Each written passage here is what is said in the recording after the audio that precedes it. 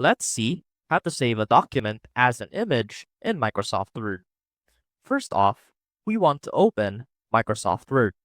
And as you can see right here, we have our document ready.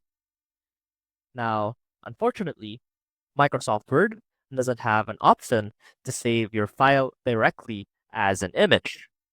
However, one thing or a workaround that you can do is by saving your document as a PDF.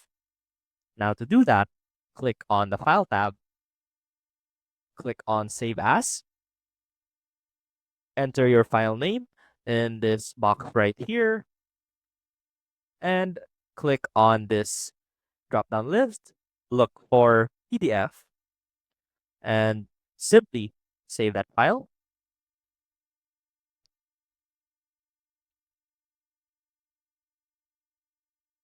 And once you have it saved, it should automatically pop up on your browser.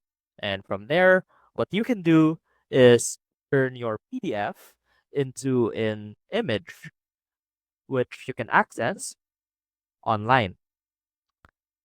Now, these tools are not guaranteed perfectly copy contents of your file. However, they are a good workaround if you want to save a document as an image in Microsoft Word. I hope this helped, and I will see you soon.